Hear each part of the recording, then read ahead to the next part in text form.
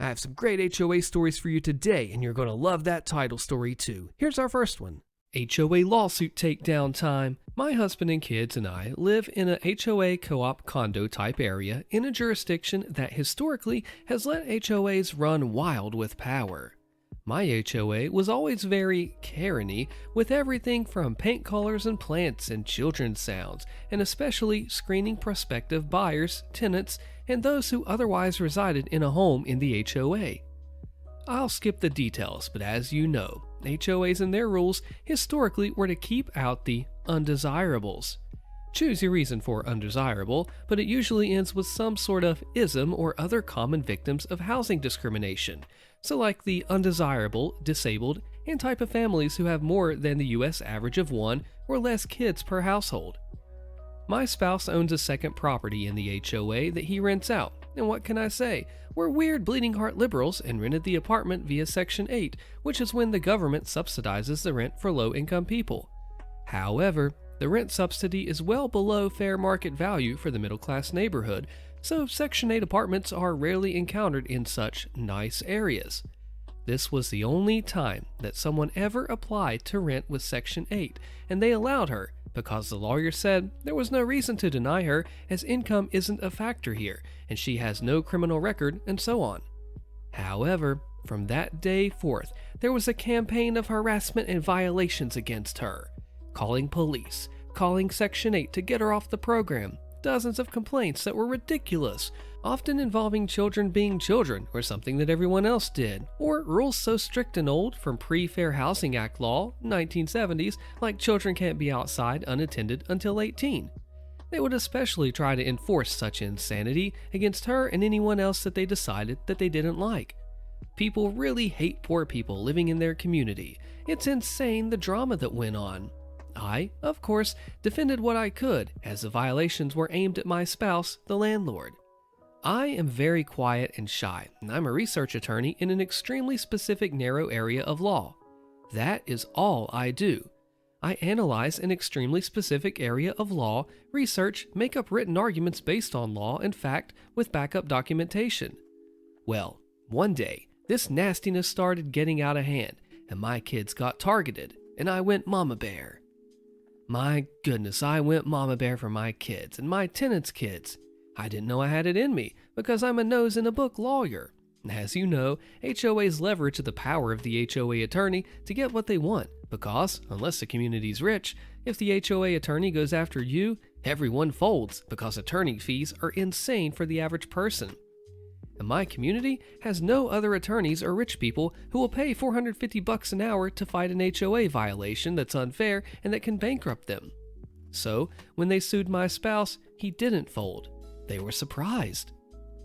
Me, on the other hand, I'm a research attorney. The harassment was over several years, and as all autistic lawyers do, I saved and documented every piece of paper, email, convo, asked for clarification in writing from management for every board comment or manager comment from the day it all started. I pored over condo docs and researched the law, researched the changes in the law and the deficiencies in the HOA docs and the enforcement of illegal provisions. I'm a weirdo, I know, but I have a passion for this sort of stuff and I love to learn. That being said, I am not a litigator. I never once have been to court or even worked at a law firm that does that type of thing.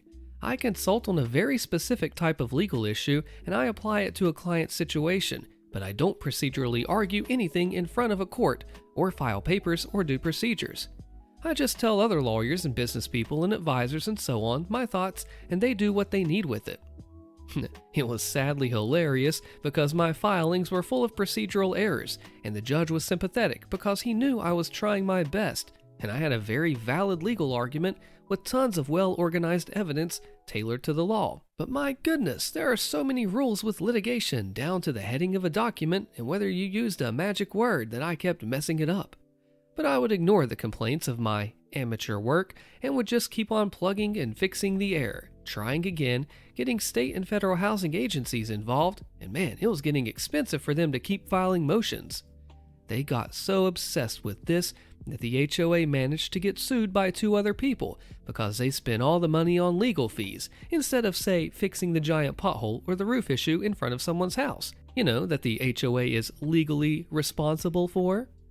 So now, lenders won't lend to people to buy because it's too risky due to lawsuits. People had to sell for less and value went down because only cash buyers. Non-Karens who barely know what HOA exists are starting to ask questions.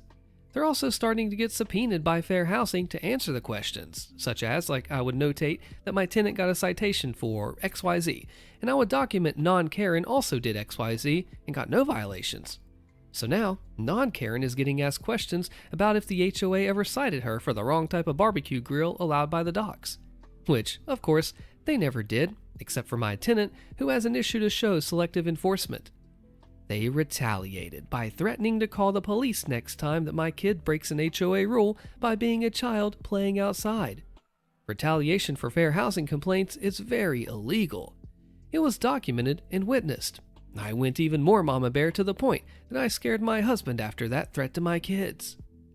So long story short, $50,000 in legal fees on their end, $400 in filing fees on my end, but too much of my free time, and the HOA finally begged me to settle the lawsuit that they started, call off the fair housing government investigators, and they will agree to leave me alone and change the HOA docs to comply with the law and stop being so Karen-y. They are now terrified of me, and I have been taking advantage by breaking every small rule imaginable, like unapproved plants, no grass, unallowed umbrellas, incorrect mailbox color, I free range kids and ignore them, and all the other people under 50 have joined in, enjoying by doing such awful things, as replacing turf grass with invasive native plants, and the like, now that they know how the HOA is powerless. Look what you can do when you stand up to it and you actually have all the stuff in your corner to back it up. Oh my goodness, man. Terrible HOA story time. Today, I receive a citation for my HOA. Happy New Year's, now pay us. Through my landlord, saying that I'm violating the rules about having garbage out. Little background first. Been in this house for over a decade. Received a copy of the rules when I moved in, and the only mention of garbage was that it could only be put out on garbage day or the night before. Empty garbage can be by the street but tied up so it can't go anywhere. Untied only on garbage day. Only put out the garbage, actual trash, on garbage day as close to general pickup time as I can. This is a bear area, and bears come to visit occasionally around 11 p.m. to 3 a.m. I have seen them, and I watch them wishing that I had night vision photography capabilities. A few years ago, Colorado Springs enacted a code that everyone on the west side of town is only allowed to put out their garbage between 5 and 7 a.m. on garbage day, Wednesday, unless you have a bear-proof container to cut down on the delinquent bears. These hours are not convenient for anyone that I've met, but my issue isn't even really with the hours. The garbage companies don't provide bear-proof containers and refuse to pick up if you don't use their provided cans. Small house lot, only 2 feet of space on the side of the garage and the house before the lot line, which is required to be clear. Fenced-in backyard with 2-foot wide gate for access, and the entire exterior of the property can be seen from the street other than a few feet against the house in the backyard. The garbage can is a little over 2 feet wide. Health and size issues making it between incredibly painful and impossible, depending on the day, to even move my empty can when it gets blown over by the wind. I already have to keep food garbage in my fridge thanks to sinus issues, scented garbage bags don't do anything to help, and not being able to put anything outside unless it's 5 to 7 a.m. on Wednesday. So today, suddenly, I get a phone call and an email from my landlord saying that I have a citation for my garbage can being out on a non-pickup day. Just so happens, my neighbors put out their garbage, trash, recycling, and all Saturday night, next to my can where they always put it on garbage day. The picture that was included as evidence of my crime was a bad picture of clouds, so I have no idea what day or even time of day that they came by to exercise their little power trip, other than the sun was out and the clouds were bright. If the issue is from before that, then it would have to be from the beginning of December when my landlord was doing yard work and putting that in the can, which means that it's his fault. If they suddenly decided to have a problem with the empty, tied-up can that bears walk right past, Yes, I've watched it happen multiple times as they head for multiple other neighbors who always, for years, have had trash in their cans outside and untied. Well then, it has to be from someone on a sudden power trip going out and marking every little thing. Think Sheldon from Young Sheldon, nitpicking everything. I keep my trash inside my house until garbage day, when I then take it out and put it in the can, because I have no secure place to put my can. Now, the only solution I can see is getting rid of my can in garbage service and never throwing anything away. The can's too big to fit through the gate of the backyard, not that I can physically move it much anyway. The garage is too small for even proper access to 2 cars, let alone adding a garbage can into the mix. I'd have to move a car out to be parked in the street, which is a far worse crime to the HOA.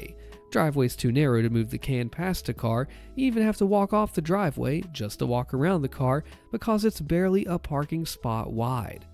And worse for the car, with the massive damaging hailstorms we get. Zoo animals get killed, and insurance companies don't want to provide coverage here anymore, partially because of the hail.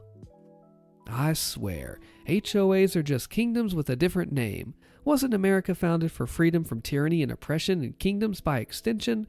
Why are HOAs allowed to exist? They nitpick over tiny inconsequential stuff and fine everyone for it, while not meeting their end of things, utility easements full of weeds, spreading to the neighbors so they can fine us for having weeds, charging for street lighting when there aren't street lights, not plowing snow when they need to, and so on. Last I checked, rule changes have to be approved by homeowners in meetings, which no one knows about, according to my landlord and the neighbors, and then distributed to all residents, renters, and owners alike. And unless I read it wrong, it looks like the HOA is in Minnesota and the neighborhood is in Colorado. Only a small part of the address was showing in the email.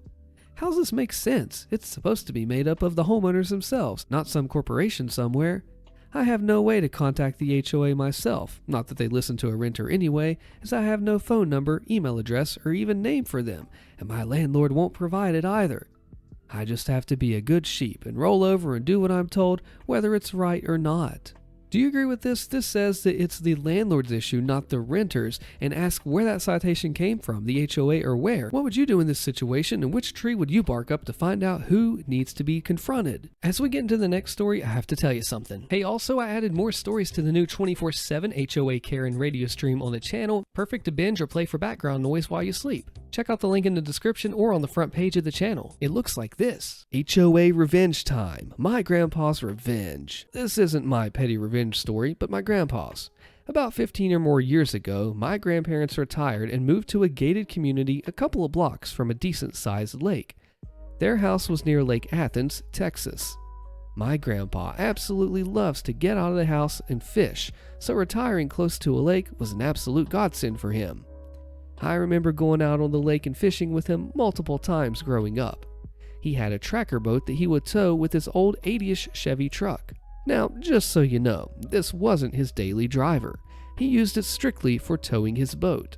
When not in use, he would park it in a little alcove a few feet away from his driveway, surrounded by trees.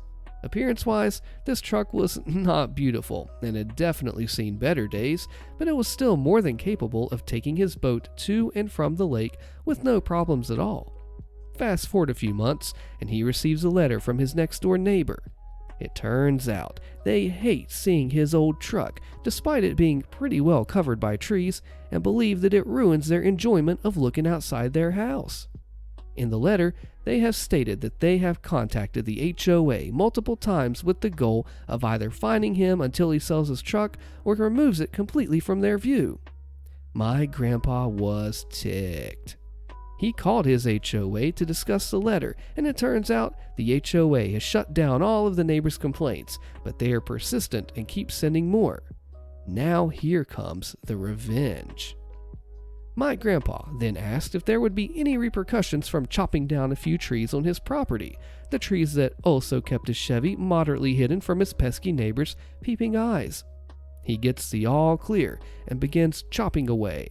His old beat-up Chevy that was once covered ever so carefully by the trees was now displayed bare in its entirety for the whole world to see. Needless to say, the Grinches next door were not happy to see his truck uncensored. From what I remember, they tried to complain again before deciding to move away. You must have a pretty pathetic life if the sight of someone's old truck is enough to make you pack up and leave. I mean, he knew how to hit him where it hurts, and that's the key here. It wasn't just trying to get back with a dinky little revenge. This did what it needed to do. What do you think? And just to show that things are the same in HOA, a guy at my wife's office lived in an HOA, and just a few months back, they had tossed out the entire board by recall, and this guy was one of the people elected to the new board to replace him. He was so concerned about the former members breaking into his garage to try to steal the HOA files that he stored them at his office. The disgruntled former board members managed to get the necessary 25% of the homeowners to sign a petition to remove the then current board. I thought that removing the entire board twice in 15 years was bad enough, but in this guy's community, they went through it twice in 1 year. What's even crazier about this is that he lives in a development with only 32 units. They have a board of 7, which is ridiculous for a community with only 32 members, and the 7 board members who originally were thrown out are currently ineligible to run for the newly vacated positions, as are the just removed board members. That leaves only 18 homeowners left to run for the 7 now vacant positions. But who's going to want to run for a board in a community where they completely removed the board twice inside of a year? At this rate, they're literally running out of people who could conceivably run. The following week, he told my wife that he decided that it was time to move, as his weekend's HOA activities included a fist fight between 2 women and a 12-year-old girl removed in a full Nelson by a grown man. It's the Petri dish principle on display. Is the yearly budget a secret? Posted by OK What the Heck. I ran for the HOA board because the relatively new association was headed off the rails in a few different ways. If there was no one close to hold people accountable and to ask the tough questions to force answers into the light of day, I could see it devolving into one of those stereotypical boards run by one guy who thinks he knows everything and most definitely does not know the meaning of leading from behind or collaboration. It's definitely my least favorite work to do, but I'm going to try and hang in there until it feels like there's health in both process and among the board members. Wishful thinking on that last one, perhaps. Anyway, this means that I'm relatively new to this type of miniature governing body and typical HOA must-dos.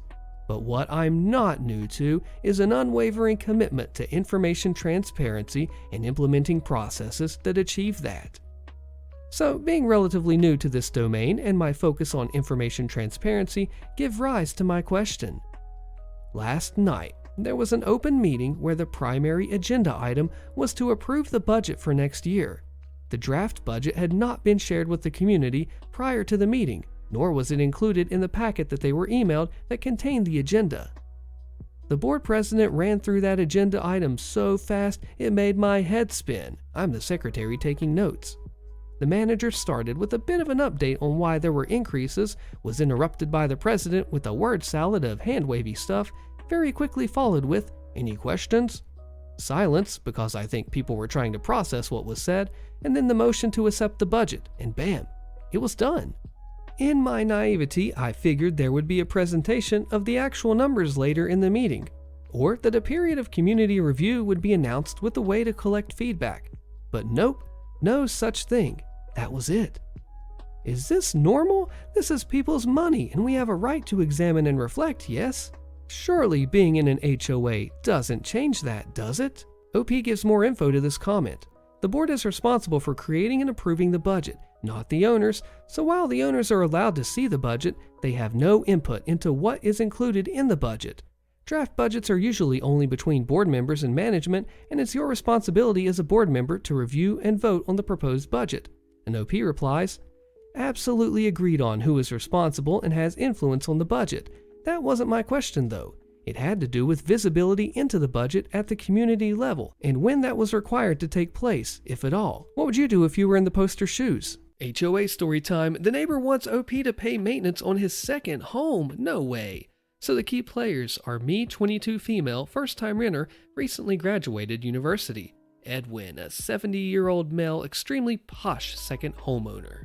When me and my fiance, both early 20s at the time, were looking for our first place together, we ended up looking at a lot of flats. Most were way out of what we could afford and were really bad quality, like damp and dirty or no light and so on. So we were really pleased to find a great 2-bed flat that was within budget in a great location, right between the student side of town and a leafy, affluent suburb. The flat was in a small housing complex of about 20 flats. Each flat was in a block of 4 and 2 on the ground floor and 2 on the first floor, which is second floor to Americans. I don't know if it was actually designed for retirees, but it turns out that pretty much everyone who lived there was elderly. Our oldest neighbor was 102 years old, and most of the others were 70 plus. Beneath our flat lived 2 widowed elderly people, and the flat next to ours was vacant. Our landlady told us it belonged to a man named Edwin, the Karen of this story, who lived in a very large house on the next street over, and bought the flat as overflow, so when he had family visiting, he didn't have to host them in his own home. So we moved in, and things were going great, at first. The downstairs neighbors were really friendly, and they seemed happy to have young people about. I'd do a bit of shopping for the 102-year-old, and I'd say hello to the others if I passed them in the shared area. We never saw or heard anyone in the flat next to ours.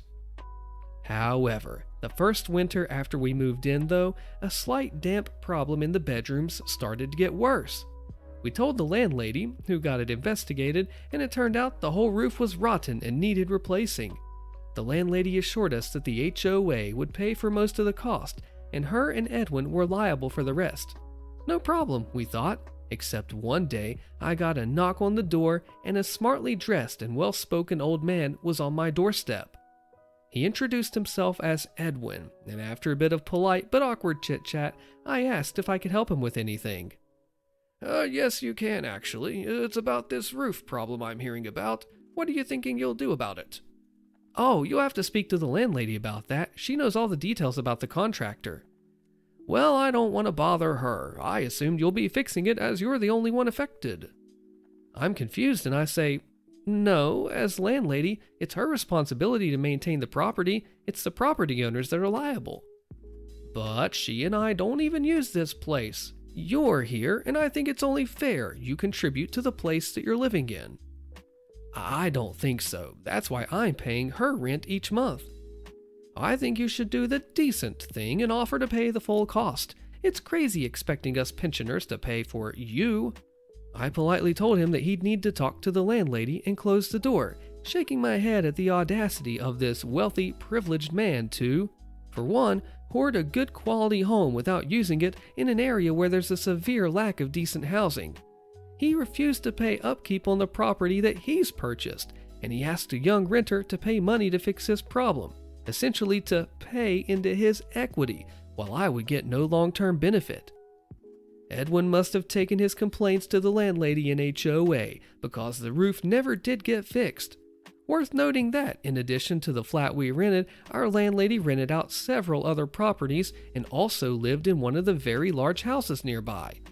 I suspect, as her and Edwin were neighbors, they decided to avoid bad blood by simply ignoring the issues and flobbing us off. We spent the next 4 winters opening windows, blasting the heating, and scraping mold off the walls until we'd finally saved up enough deposit to buy our own place. I mean, this feels like it's illegal, like you should tell the board what's going on. Well, how can they just make you pay for their stuff? And it just does not add up to me. Does it add up to you? Let me know.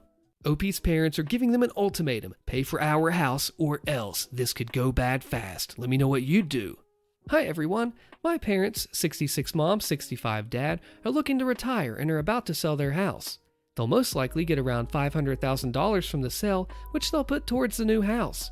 We all used to live with them, my family and my sisters, but we've all moved out, so they can't afford the current mortgage payment.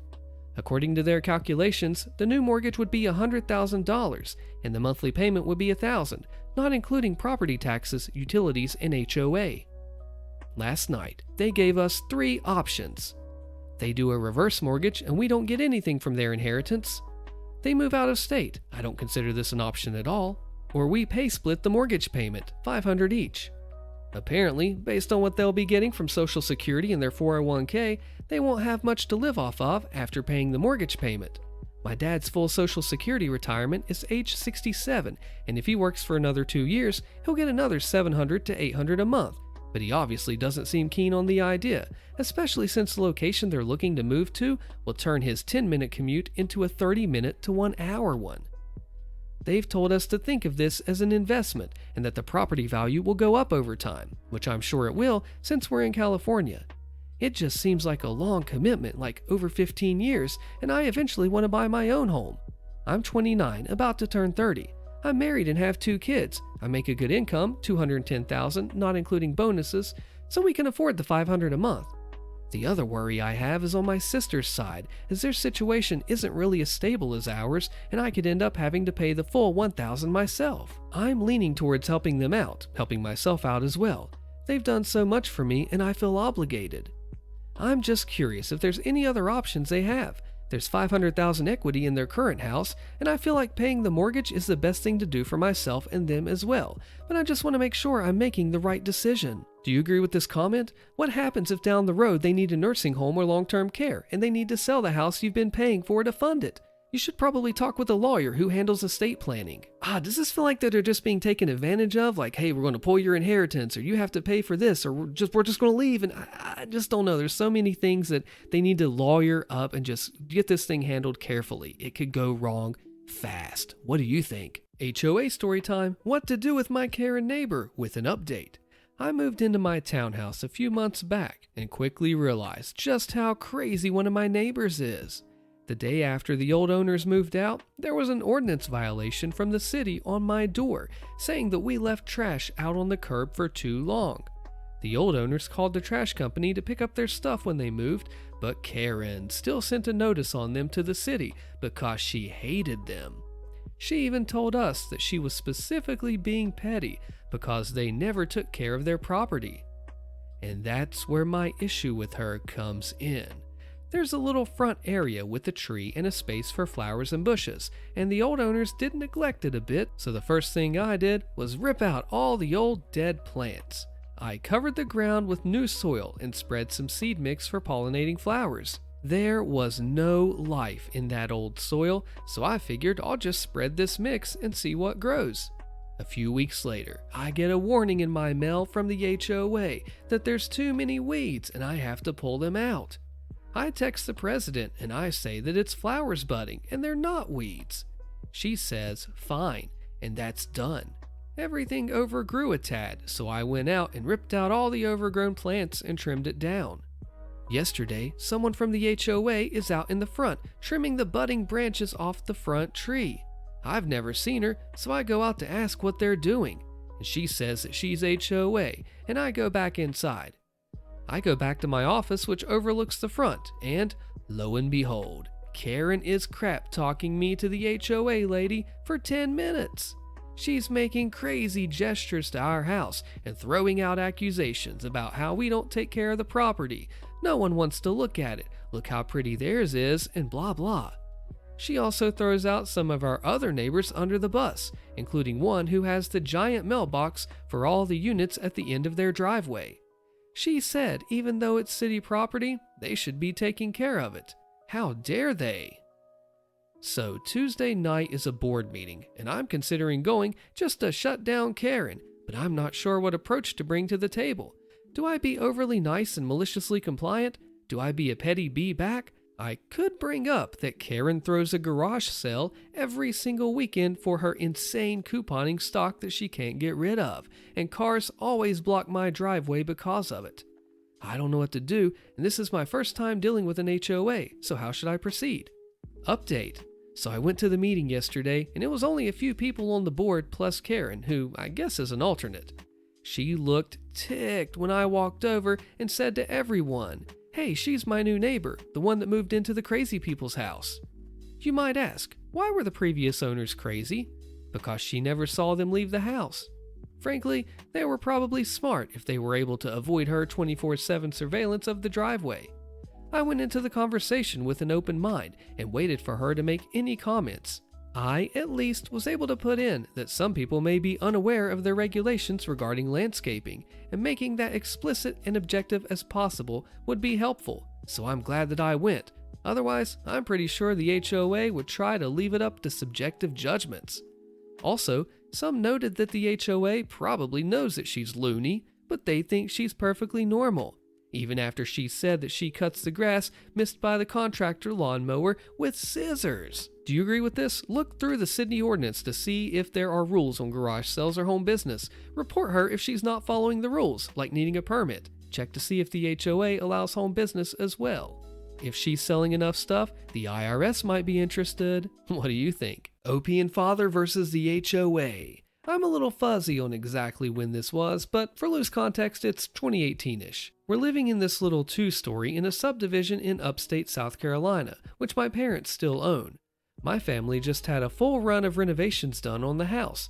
A kitchen remodel, new floors, wallpaper removed, new paint on the walls, and so on.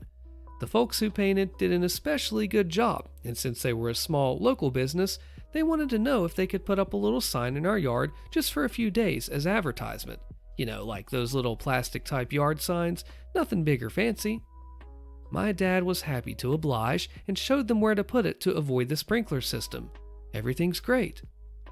2 days later, a letter arrives in our mailbox. It's from the HOA, and according to the bylaws, no signage can be placed in a yard for more than 24 hours. We hadn't been planning to leave it up more than a few days, maybe a week at the most, but to be told that supporting a small business was an eyesore came well out of left field. This is the part where I tell you that my father, despite being a very considerate and respectful man, has something of a problem with authority, especially when that authority is arbitrarily telling him what to do on his own property. First thing he does is pull out his copy of the neighborhood bylaws.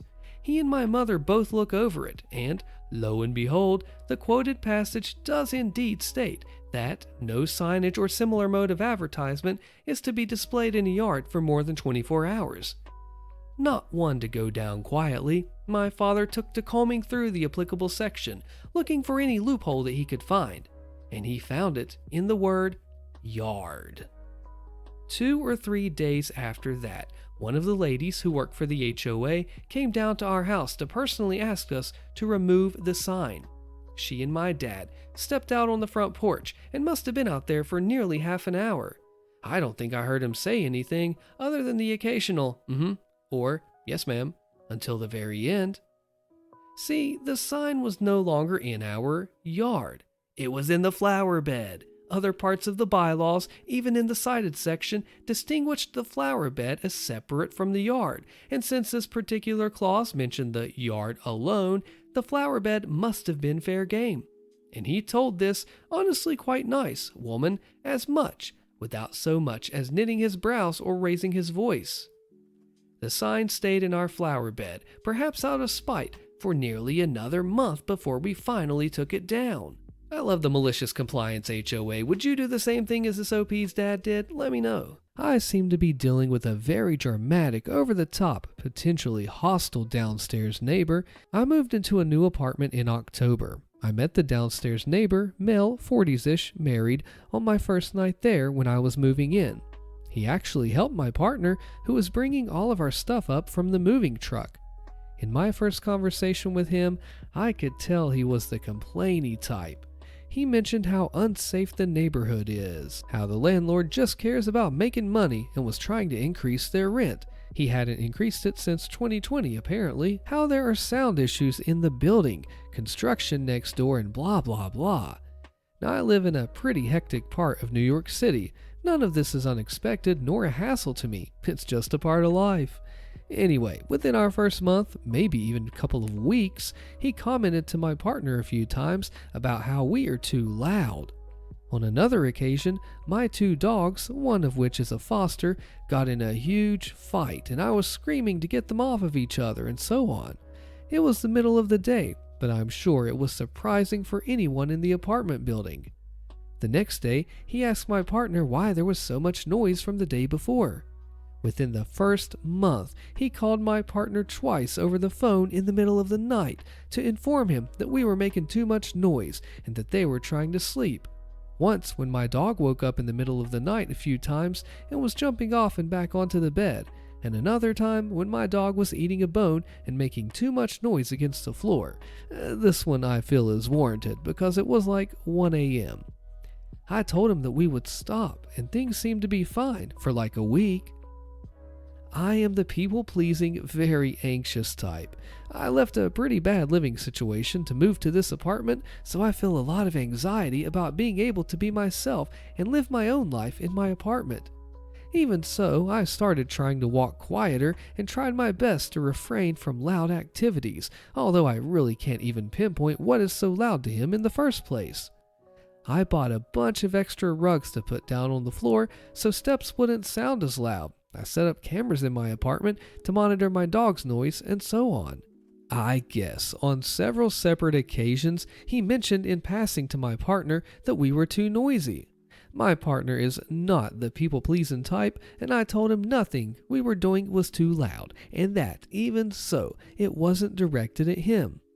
We live in a building, we have to be able to live our lives and so on. Knowing my partner and knowing what I do of the neighbor, the exchange was probably not super pleasant on either side, but I wasn't there, so I cannot confirm. My partner informed me on several situations after that he would walk up the stairs and past his door, and the guy would hit his door from the inside as my partner was walking by. They have had a few heated exchanges since then, but I've never been involved. And then, about a month ago, I was working on training my dog, and she was barking and whining pretty consistently for a bit. I received a phone call from the landlord that he had received a noise complaint about my dog and asked how many dogs I have.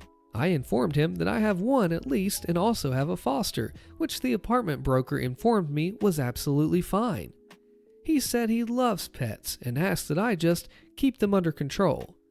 I told him that I knew it was the guy downstairs and that I knew their general existence annoyed him, but that I was training her and I would cease that. She's a pretty quiet dog, other than when I'm trying to crate train her, so I knew that the complaints should have stopped. Later that evening, around 6 p.m., I was walking around hanging up Christmas decorations when I heard what sounded like a bang from the floor.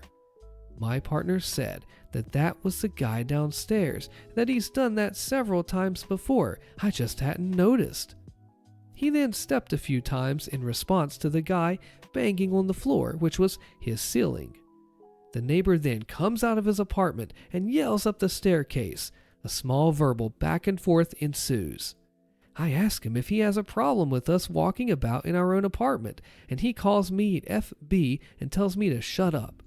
I wait 3 minutes to call the landlord, by which time the guy downstairs has already called him. Shortly after, a girl from upstairs comes down and tells us that this is just how him and his wife are. They've been in the building the longest, they have issues with everything, including her dogs and so on. The landlord calls me back and advises that he already told the neighbor that he cannot control other people walking around at 5 p.m. and so on. This is just how he is, and he can't speculate, but something else is going on there. Sometimes he has good days and sometimes he has bad days, but he's harmless. I told him that he called me some profane words, but that I completely understood the complaints about the barking earlier that day, and just as I had told him earlier, I would stop the training. Fast forward 3 weeks. I've received a notice from the city that a barking dog noise complaint has been filed with the city. I don't know if this complaint was made because of the 1 day of barking that she was doing, or if it was made after. I believe, due to the timing of the letter, that it was made afterwards. Fortunately, I am 100% positive that if an inspector would be sent, which was noted as a possibility in the letter, they would not find it a reliable complaint because she literally barks like once for 5 seconds every few days and would definitely not bark consistently enough to meet the city requirements for a fine. I'm not concerned about this, but I am concerned about the lengths this man is going to.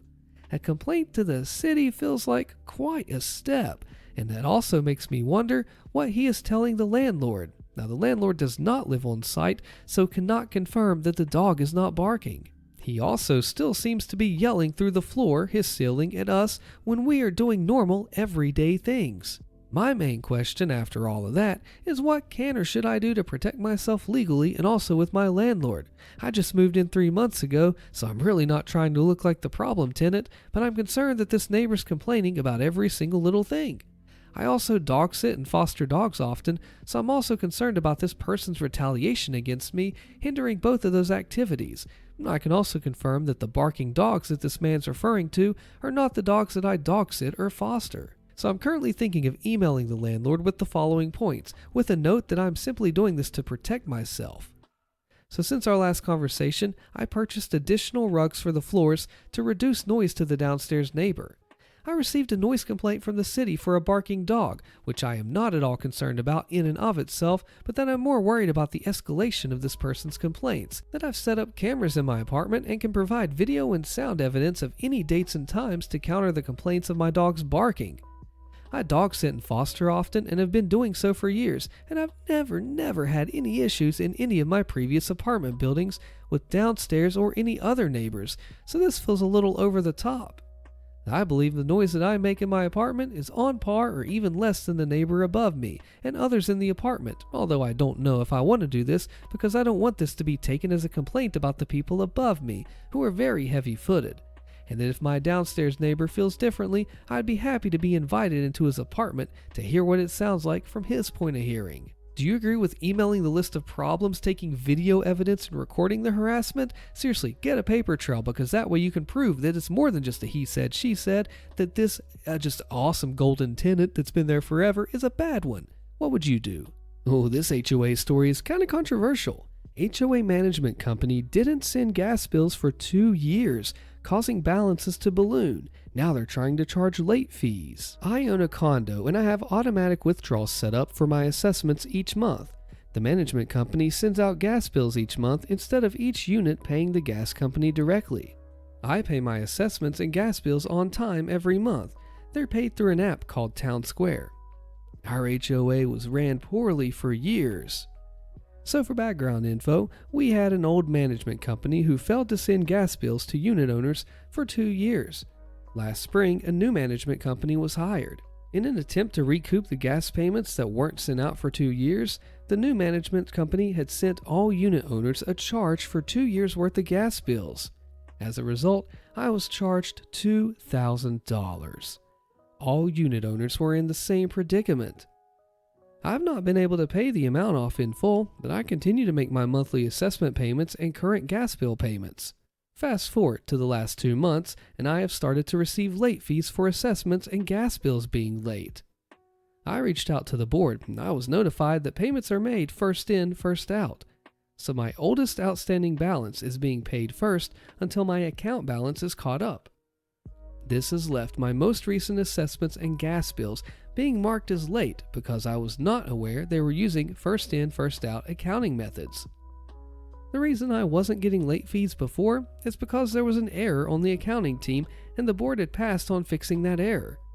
I requested if I could have the 2 late fees removed from my account since I am actively making payments and trying to pay down my balance, but I am unable to pay off the entire balance immediately because of the 2 years of gas bills that weren't sent out. Do you agree that they should get the rest of the neighbors to hold a meeting and replace the board? OP says that the previous management company was paying the gas bills but not collecting from the homeowners, that all the owners were aware that we weren't being sent gas bills, and the repeated complaints, but nothing was done until we got a new management company. For the last 8 months, I've not been receiving late fees from the new management company. This comment says that, so you're aware that they were sending gas bills, what'd you do with the money that should have been sent in?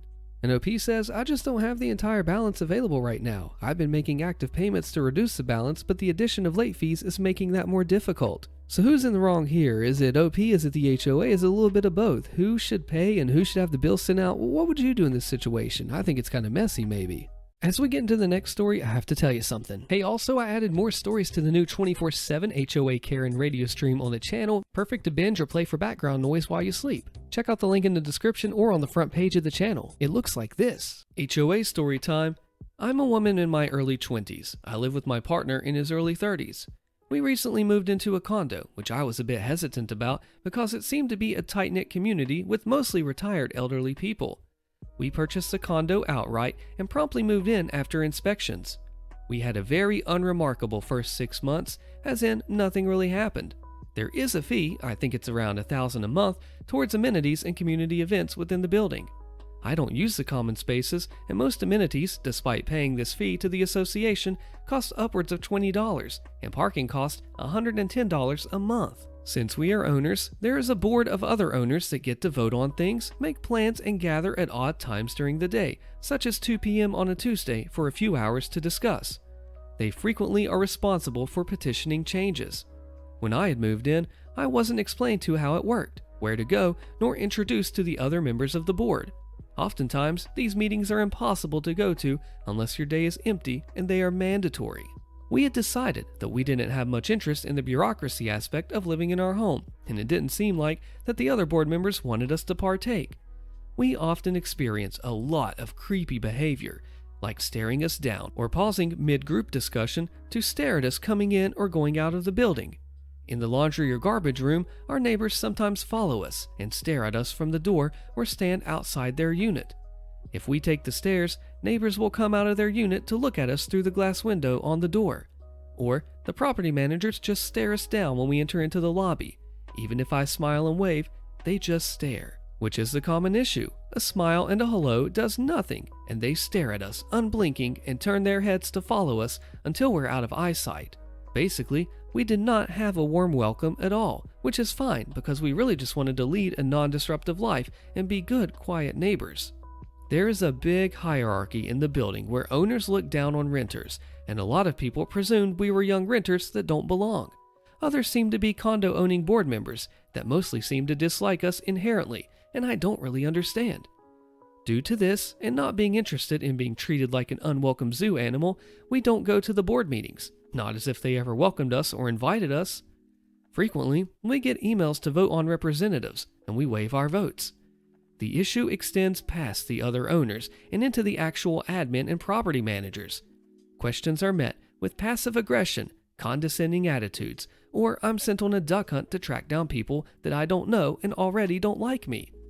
All of this began before we even got settled in. Mostly, I believe it's because we're young. We own, we have an equal say, and we're not welcome due to this. There's a cliquey association, basically. I don't plan to live here much longer because I don't mind the creepy behavior, but it's like I'm almost being alienated and forced out, despite paying X amount of fees for things that I'm generally not interested in using because of this. Or it's inaccessible due to admin taking a very eye-roll attitude. I have been nothing but polite and quiet, and I do not stir the pot. Community events are more catered to the majority of board owners, like bingo night, elderly social mingles, specified as such, or barbecues that require an entrance fee. I don't partake because I don't want to pay to be stared down or whispered about. Anyways, my point is there a way to work with the association? This is my first HOA type place I've lived, and most places I do live have these issues. When I lived in mostly an unregulated building with no association, I still attracted negative attention, despite keeping my head down and being polite. This has more stakes, as I am being shoved out of something that I have to partake in, and it builds a narrative within a tight-knit community about me and my partner. I usually take the stance of shrugging my shoulders and allowing whatever narrative to take place, because, at the end of the day, I'm here to live in my home. It's causing a lot of weirdness, bullying, tension, and most importantly, I can't get any information out of anyone, even for events and votes that I'm obligated to partake in. I am very close to saying, screw this, I'm out, don't care, matching their energy with an equivalent rather than trying to be kind and say hello. It freaks me out, and my home doesn't feel like a home, and I can't go anywhere without negative attention or being followed by condo-owning association members. If they had something to say, it'd be a different story, but they just stare so blankly at me and peek around walls, doors, go into a common area, and don't respond to any kind of words. It's somewhat like a horror movie at times. Does anyone have any similar experiences? Advice or suggestions would be much appreciated. This one's tough because they're not literally breaking the law, but they're really just alienating you and treating you terribly. What would you do? HOA lawyer story time. Client walks into the office and asks us for a contract review. He then hands over an HOA contract. Before slogging through a whole HOA contract, I asked him what he was hoping to accomplish. They want me to dig up my sunflowers. Your sunflowers? Yes, I planted a row of sunflowers outside my house, and they pranced by and said that sunflowers are not allowed per the contract that I signed. So, I want you to tell me if that is true or not. Sir, before anything else, I need to tell you that this will likely be an hourly fee bill. HOAs are notorious for dragging things out, so these could quickly become expensive sunflowers. I don't care. This is America and I should be able to plant sunflowers, dang it. Still thinking he wasn't that serious about sunflowers, I asked for a 3-hour retainer. He immediately pulled out a checkbook and paid for 4 hours. So I buckled down to review the alleged anti-sunflower clause. Just for reference, the sunflowers he wanted to plant were really big, like 5 feet, and all along the front of the house. It was a very substantial amount of sunflowers. The contract did indeed contain a clause, with a very thorough list on which plants were and were not allowed to be planted. The list had just about every plant I could think of in alphabetical order, so think like apple, banana, cauliflower, dill, and so on. Sunflowers included. Corn was not included, which becomes very important later. Quick legal point. If you write no dogs allowed, it's normally assumed that you're talking about all dogs generally. If you write no labs, golden retrievers, or poodles allowed, it's normally assumed that all other dogs are allowed. Sometimes a not great attorney will write a super long list to pad hours, read charge more, instead of just writing no plants without prior approval or something. So I called the client back in for the bad news. In explaining the above legal point, I let him know that the HOA got a raw deal from whoever drafted the contract. No can do on the sunflowers, but if it makes you feel any better, they were probably overbilled by whoever wrote this contract. Pretty shoddy work too. They even forgot to write down corn, but they included nonsense like dragon fruit. So yes to corn, no to sunflowers? I didn't really check the contract for corn, but it's not prohibited in the plant sections, so probably? Excellent, that'll work. I thought he was oddly happy with bad news, and then 2 or 3 weeks later, he came in with a picture of his house surrounded by huge sunflowers. What happened? The guy drove out to the country and bought obnoxiously large and ugly corn stalks. He promptly planted them where the sunflowers had been.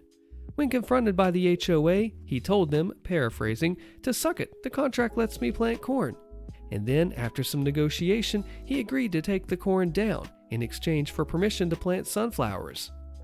Now we are friends, he's still a great client, and he lives surrounded by a ridiculous moat of sunflowers. Being considered an unauthorized boarder by the HOA, posted by Motive Labrosse, with updates and drama in the comments. Well, over a decade ago, I was forced to move back in with my dad. I was only planning to stay a few months till I was financially stable enough to get my own place once again.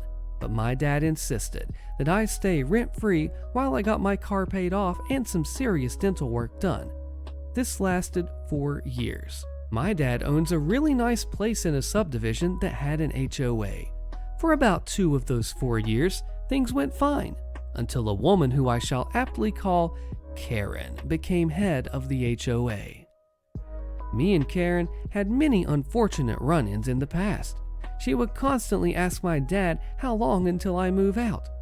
Then she would always report me and my dad to the HOA for the silliest things, which the HOA would usually ignore or at best dismiss after getting our side of the story. But now that she was in control, she took direct action. The first was to declare me an unauthorized boarder after instituting a bylaw that all adults 21 and older in a household have to be registered with the HOA as a permanent resident with a minimum of 5 years that they have to stay without penalizing the homeowner. My dad refused to do any such thing because I would eventually be getting my own place. But Karen insisted, even serving him 2 years of backdated penalties for having me there. My dad ended up having to spend money on a lawyer to send her a cease and desist order because I was legally grandfathered in since I was there before the bylaw. Of course, the fines were begrudgingly dropped, but afterwards she would try to nickel and dime my dad with constant little things like me being out at all hours of the night, well, I worked late, or the way I dressed in public being inappropriate, jeans and band t-shirts mostly, and other stupid crap that most of which weren't in the bylaws. She even took to using a selfie stick over the fence to see if there was anything in the backyard violating the rules. I since moved out of there, and a year or so later, Karen was voted out of the HOA after ticking off the wrong people. Update and drama. One commenter asked OP, "I'd like to know what person held the gun to your head and said that you must move back in with your dad. Chances are, it sounds like you messed up in life, and this was the easy and convenient thing for you to do. Yes, this HOA was bad, but do a bit of self-reflecting and come to terms with the fact that this wouldn't have even been a thing if it wasn't for your life decisions." And OP fires back with, "Nice to know you're freaking psychic. If you must know, there was some bad blood between me and my at-the-time roommate's psychopath, now ex-wife, and it got to the point that I didn't feel safe living in the same apartment with her.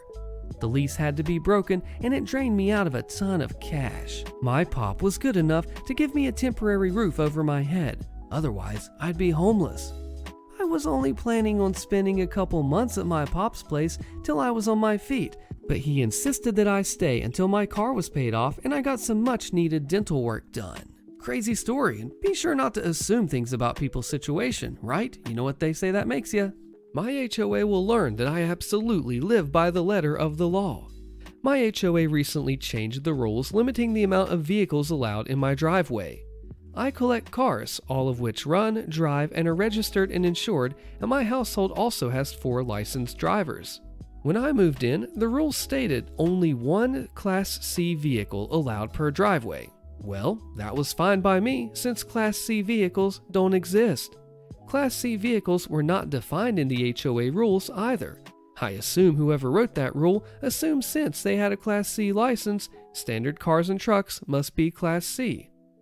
So I moved in, and after stuffing 2 cars, 4 motorcycles, and my camper in the garage, I placed 5 vehicles in my driveway. The letters came. I was quickly able to deflate them after asking them for the legal definition of a Class C vehicle. No fines paid.